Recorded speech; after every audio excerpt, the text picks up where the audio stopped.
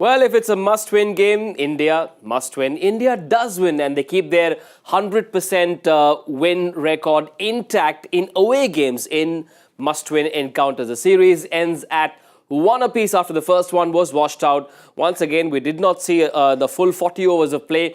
India took only 13.5, skittling out South Africa for 95. 5 wickets for Kuldeep Jadeja, his career best figures of 5 for 17. David Miller 35, Aiden Markram 25. Not much there to talk about the South African bowling. But then when Mohammad Siraj sets the tone, that's what India does. Zaheer Khan and Parthiv Patel in the house. Yes, Siraj not among the wickets, but just the way he set the tone got everyone else in the groove. Well, just about perfect start. We did speak about in Wanderers at times when the pitch is good for batting, it's not an easy going. So looking at that, considering everything, I think this was a superb bowling performance. Kuldeep, of course, taking 5 far, but on the whole, the intensity which was created by the whole playing 11 was just superb. Siraj setting the tone, you rightly said it. What's even more important is that run out. It was so good from Siraj. For a bowler to get a direct hit run out is always very special. So yeah, he's doing that brilliantly. But Mukesh also looked good. Yeah. And also Arshdeep taking that wicket. So all the bowlers doing the job. Ravindra Jadeja getting Markram out and then getting Paklukwayo out. So yeah, just about perfect bowling performance. Well, these are days when a lot of you working in the corporate world would be perhaps asked to participate in something called the Secret Santa. Kuldeep Jadeja has proved to be Santa Claus for himself. On his birthday, he gives himself a 5-wicket haul. When he's happy here, he just seems like a far better bowler than people think he is. Yeah, but he's a very good bowler. There is no doubt about it. And we've seen, in mid-show his numbers in overseas conditions. He's got wickets. His economy is just around 6. But today was very interesting to see all these 5 wickets were hitting the stumps. Yeah. He's got 3 bowled wickets and 2 LBWs. I think that's something which has been his strength of late. His balls most of the time finishes in the stump. So if you miss, there are more chances of you getting out, and that's what Kuldeep Jadeja does it. And we've always spoken about, because there is a bit of speed in his zip that was missing a couple of years back. Now that he's beating players with a pace. There are a lot of players are getting late, and that's exactly what happened today. There was some help, but you had to pitch it in the right areas, and that's what Kuldeep Jadeja did today. Was brought into bowl in the 10th over in this format. Is there once again a reminder for us that he enjoys bowling in the middle overs? He seems to be a lot more confident when he's not brought into bowl during the power play. Well, yeah, that's something which we've seen over the years now. It's not a new thing, but he's very effective. And when he's on wicket taking form, the middle overs is so crucial. And when you know that your team has posted 200 runs, you know that the batters will always be looking to come at you. And you've seen with Kuldeep, if batters are looking to take a lot of chances against him, then he's going to have a great day. That's something which he has proven. But today it was actually a little different day than that. The wickets had already fallen, so the pressure was already on the batters when he came on to bowl. Jadeja had already taken 2 wickets. There were already 3 wickets in the power play. So it was a different scenario for him. Yeah. But like how Parthiv was saying, he kept it at stumps. He was looking to be more positive, aggressive, looking to take charge, which really worked and proved it so well that the game finished in 14 overs. As a keeper, Parthiv, is it tougher to play him for a right-hander when the ball is keeping slightly low? I think it's if you're bowling in stumps, or if you're a lefty or righty, it doesn't matter. You have to, if someone's finishing in the stump, it becomes very difficult. But Kuldeep Jadeja has that variety of, the spinner always has that, zip, has that bit of a googly. And, the pace which I was talking about, you can beat players by pace if it's keeping low. Usually we've seen that from fast bowlers, they try and keep it in stump. Even for spinners also, if you're keeping it in stump, I think, and when it's keeping low, for someone like South African batters who are so used to, being upright on wickets like this. So, it was a bit difficult for them, but I thought, Kuldeep actually bowled really well. Usually he gets wicket when players are going after him, but today it was completely different. As, Zach mentioned, that wicket already had fallen. So, they were trying to, probably trying to play play him out, but he still outfoxed him. So I think you got to give credit to Kuldeep Yadav the way he's bowled today. Now, the first over in itself was a big event. Zaheer Khan, take all the time in the world you need to tell us about how Mohammad Siraj, one of my preferred sites when Siraj is bowling is the replay of when he swings the ball away. Just talk us through that first over. Yeah, he swings the ball away and then he bowls with that scrambled seam which brings the ball back into the right-hander. But he's a steady bowler. And what he is growing in confidence these days, in the last couple of years, we've been talking about it, that in absence of Bumrah, especially when he was away from international cricket for a while, he has settled himself down in the international cricket. Yep. He's more assured. He knows exactly what works for him, which is just running in hard, hitting that length, keeping things simple. So as a bowler, you're just looking at fourth stump, off stump, and around that. He's not like consciously looking to swing the ball. He's just looking to bowl that channel. Yep. He's looking to bowl that line. Yep. And from there, he's looking to stay patient enough to make things happen. Also, in this format now, T20 format, he's understood that with the new ball, he's got to be ultra aggressive.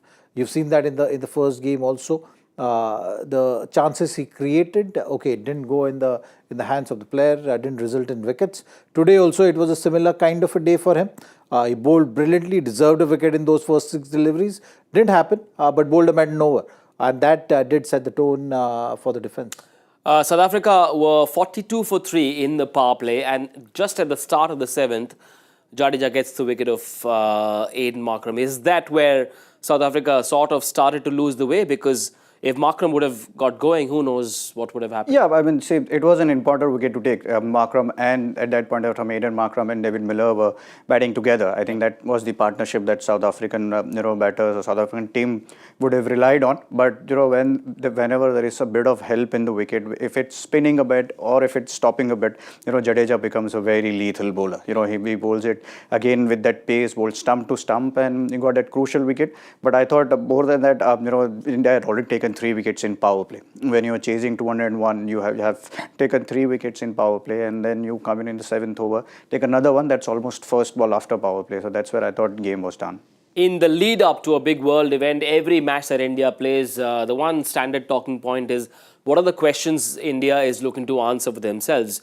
The 6th bowler has been a conversation in white ball cricket. Tilak Varma bowled before Kuldeep Yadav today, just the 1 over, but smart thinking from Surya to maybe just try it because the wickets were falling, so he could afford to bowl that 1 over. I think that was the plan. That was the plan getting into the match, looking at making use of the situation. If the situation demands, today India had scored 200 runs. You got 3 wickets in the power play. After that, as soon as the power play was over, you got the 4th one. So you knew that you are in fairly good situation. The batters are not going to be ultra aggressive here. So this is the time to make use of the opportunity which is presented. And that's why you have to give credit right now to think tank of the Indian team, that they're thinking in these lines, because the 6th bowling option they'll have to create. You need not use it in the match, but you need to prepare that option, and right now in this squad, Tilak Varma is that option which you have to give opportunities to. I think it was more than Surya, it was Ravindra Jadeja. Jadeja, because Surya was off the field at that point. Off the field. So I think Jadeja But I think was... the plan was made earlier. Really, But Jadeja was smart enough to, when he was bowling, when there's 2 left-handers, if at all there could have been 2 left-handers in Peklegwayo and David Miller, he took that chance. He said, if I can get 1 over out of Tilak Varma, just in case if both left-handers playing and a left-arm spinner cannot finish his 4th over. So that's something which India did, and there cannot be a better position, or there cannot be a better chance than this to just see how your 6 bowlers bowling in an international game, and that's what India did today. The whole of India skipped a heartbeat when they saw that little, I wouldn't use the word twist, but that ankle twitch of Surya Kumar Yadav. We saw a shot of him icing that left ankle as well. Did it look scary enough for you as well? I mean, see, every injury is, something, whenever it happens, you hope that, it's not scary enough and it's not a longer one. It is very difficult to say it from here, whether, what has happened to him, unless you get into the scans and MRI. But yeah, it looked a bit scary, but I hope that, he gets it, gets on his feet really quickly. And then obviously Suryakumar Yadav is an important player for anyone, and no one likes to get injured. No one wants the player to get injured. So hopefully he recovers very quickly. Arshdeep will be relieved that he had a decent game, bowled just the 2 overs, but gave away 13, got that one important wicket off that off-cutter. Not a bad outing for him either. No, on the whole, the way team planned this game, I think they had a clear-cut plan. They wanted to show that faith in the playing 11 which played and lost the game. So that is something also which is important. And the bowlers responded. So there was some concern which we were talking about how the game went. Also, it was a rain-affected game. The outfield was wet, so that also played a crucial part in bowlers having a tough day. I'm sure the discussions were done accordingly. And today all the bowlers responded so well in a crunch game. Obviously, batters setting up that platform for them, but the bowlers they responded. Arshdeep was used differently today, so he didn't start with the new ball. Mukesh and Siraj took that responsibility, gave that much time for Arshdeep to get into the game, settle the nerves down, and the wicket always helps. And he took wicket of Klaasen, which was the big one at that stage. Right. So post that ODI World Cup debacle, I shouldn't use the word debacle. It was just a loss in the final. The team played very well up until then. We've seen 8 T20 internationals.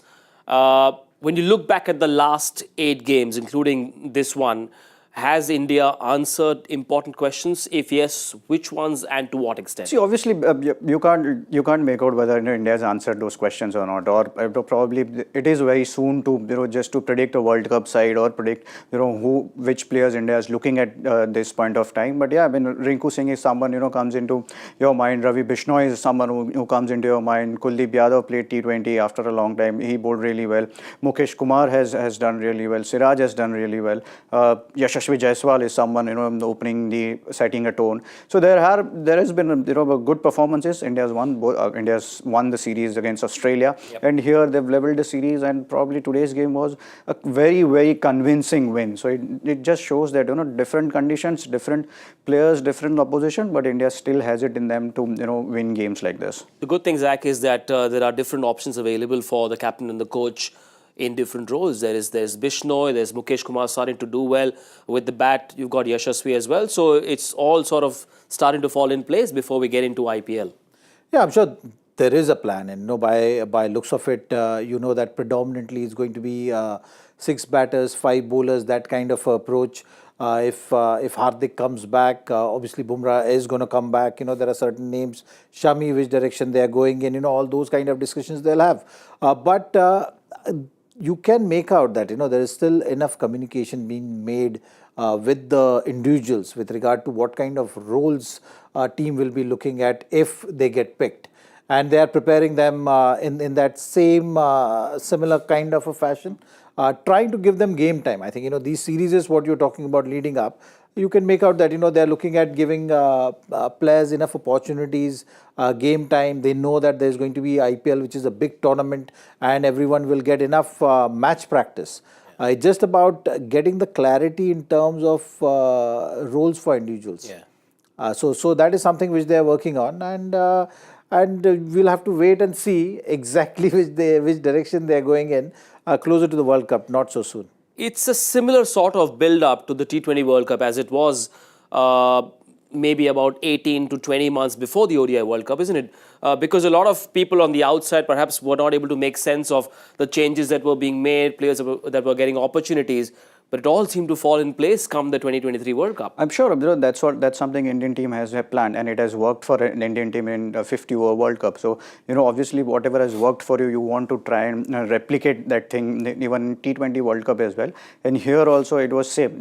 Every player is getting opportunities. Every player is getting 2-3 games in a row. And when you are playing T20 format, you have to you're playing a high risk game where you need to get so many opportunities to players, and that's what the Indian team is doing. doing. And as Zach said, it is always too early to speak because there aren't many games here. You had that luxury of 18 months when you are building up to a 50 over World Cup. Here you don't have that luxury, so you have to think. You have to create those chances. If one should not rely on one player, like what happened when Hardik got injured in 50 over World Cup.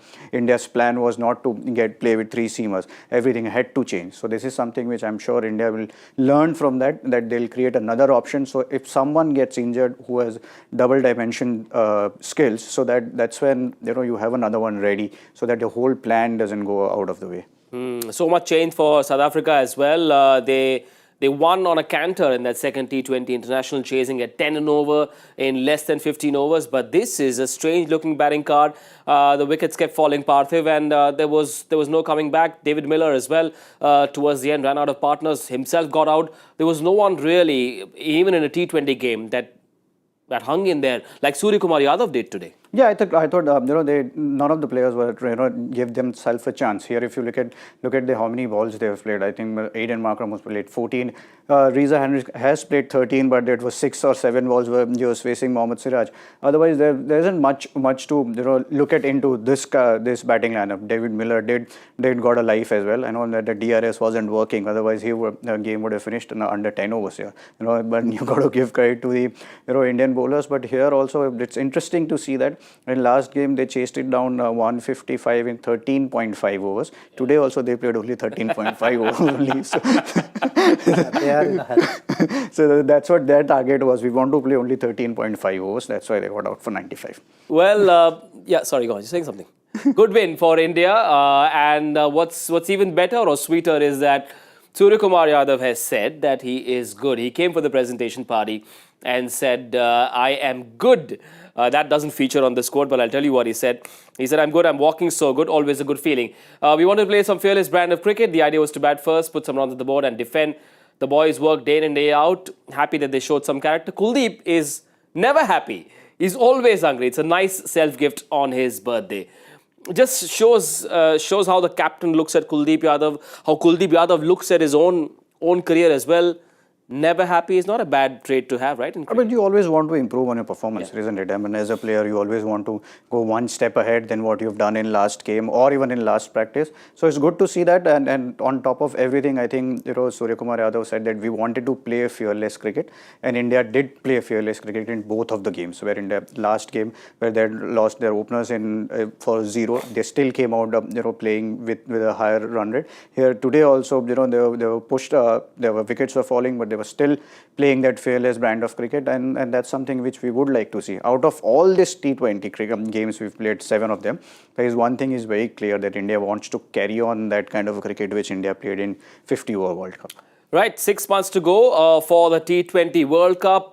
As soon as India land back in India, after the South Africa tour, they will get into a 3-match T20I series against Afghanistan. That's going to be around the middle of January. What's next for India?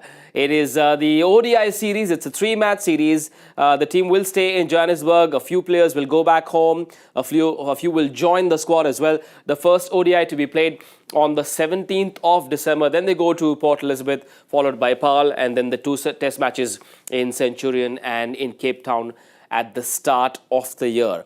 Now, this Indian ODI squad is a touch different from the one that played in that ODI World Cup. A few big names missing. No Rohit Sharma, no Virat Kohli, no Bumrah. Surprising, no Siraj either.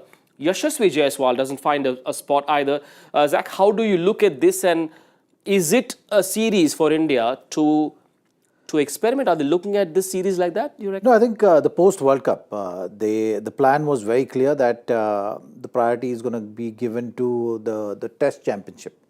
So that's the cycle which keeping in mind, the players also needed to just get away from the game, get over the disappointment of the finals and come back fresh. So I think whatever the plans they've made it keeping all those things in mind. So that's why you're seeing the main team actually is coming back for the Test matches.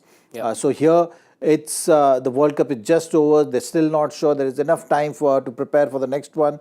So it's like a filler series in that way.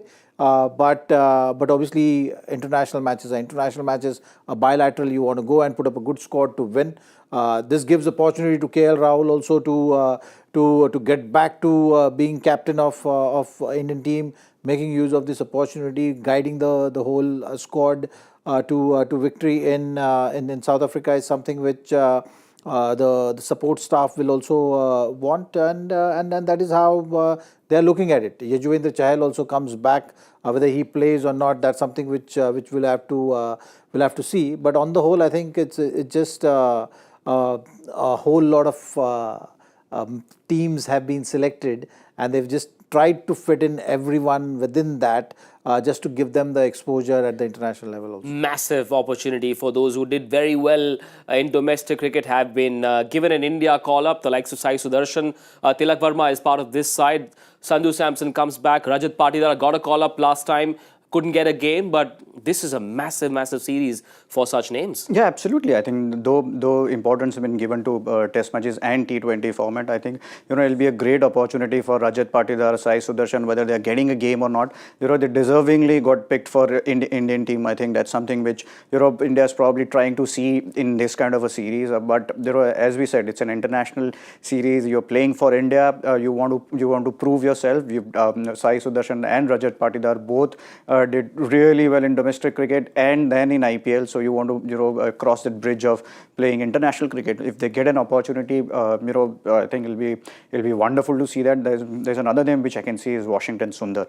He has been part of a T20 squad against Australia. He was part of T20 squad here also. So whether he's getting that opportunity or not, so yeah, it'll be very interesting to see who's playing. I think none of us are in a situation here to predict the playing 11. But it'll be good to see that youngsters are getting that chance to play in a difficult conditions there. Just one question for the two of you. Do you see Rinku Singh playing in this first ODI? Of course he will be playing for sure. Yeah. I think white ball cricket, that's what, it's just about getting as much of game time as possible. Yeah. So it's going to be a right balance. So you're looking at, that's why I mentioned Yajuvendra Chahal's name as well. Because he's someone who is in a way a veteran now. When you're looking at all these other names, Rajat Patidar, Tilak, all these guys are very young guys in this squad. So I think the thought process is around giving certain guys international game time, and bringing in some youngsters also, getting them used to just going out there and donning the India colour, knowing the pressure, and preparing them in that way as well. Right, Chahal picked up 9 wickets last week in that Vijay Hazare Trophy. So coming into this series with a lot of wicket-taking form as well, and of course would have been really hurt at missing out on a spot in that ODI World Cup. Massive opportunity for him as well. It is. It is an opportunity for everyone. I know even if Chahal has nothing to prove to anyone. He's been taking wickets since a lot of time. But it's unfortunate that he missed out. But now he's gotten an opportunity here, playing one-day cricket. And if he has a good series, you never know. You might just put in your name into a T20 squad's reckoning also. Though you have Kuldeep Yadav and Ravi Bishnoi, but see, all the performances, they get counted. All the performances, if selectors look at your performances, and obviously Yuzvendra Chahal would like to get some wickets here and see and tell everyone that I'm still there and I'm still bowling well. Right, for South Africa though, post that World Cup semi-final exit, they will play for the first time after a long time without the services of Quinton de Kock. Temba Bavuma also not part of this this white ball part of this India challenge. No Bavuma, no Quinton de Kock either, and yet Zach, there are enough big names to do the big hitting. There is Reza Hendricks, Henrik Klaassen, Miller, Rassie van der Dusen, fantastic at the World Cup as well. Aiden Markram, the captain. So there are enough big names for South Africa to sort of rebuild their ODI squad around. Yeah, again, you're seeing a balance of youngsters and some familiar names which we've been seeing with South Africa cricket. So that's the approach even South Africa is taking. Obviously, prioritizing T20 format. ODI format, all the teams right now, they will be looking at it differently. And then resting key players for the test matches, which are coming just in a week's time. Yep. So yeah, similar kind of approach from South Africa. Also opportunities for their bowlers as well, because there's no Kodzi, there is no Ngidi. So perhaps Rabada isn't there either. So slightly weaker, you reckon, I don't on the think, bowling side, no Jansen? We saw Andre Berger today bowling at 140 plus. We saw Veklekwa, though not pace, out and out pace bowler, but still he's got enough variation. You still have Keshav Maharaj playing this series. You still have Trapesh Shamsi playing this series. So there are enough good bowlers in this side. So I wouldn't say that when you are playing an international side, say that a weaker bowling side. I mean, obviously they are also playing international cricket. They have got picked after doing well in their domestic cricket and SAT20 as well. So then there is enough quality in this squad. There'll be an interesting, competitive 3 one-day games there. We'll try something different this time. Typically, before a game in a preview, I ask my experts to give me players to watch out for. But one player each, a player that you reckon has the best opportunity to upgrade his career. Which player is this series the most important for? One India, one What exactly is the question? What exactly? Okay, the one player. Upgrade means what? The one player that can perhaps change the way he is looked at by the selectors or the captain or the coach. Well, I think with Indian team, Rinku Singh is someone who has been very impressive. Yep. He's developing into a very good cricketer. So from that point of view, I think, this series now from T20 format, it's a opportunity for him to take things to the next level, get into ODI format, prove that, okay, he's ready for the ODI format as well. So I think, that's something which is very evident and clear. And from South Africa, I think those long list of bowlers is something which you look at. Obviously, Keshav Maharaj and Shamsi is the regular ones, but there are some new faces there.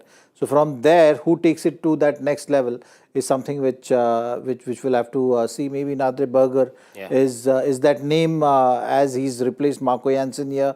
There's some he was close to playing, and then Marco Jansen had just been fast-tracked at that stage. So I think he will be looking at this series to make use of the opportunity. I'm just looking at a different way. I'm not looking at the performances of individual players.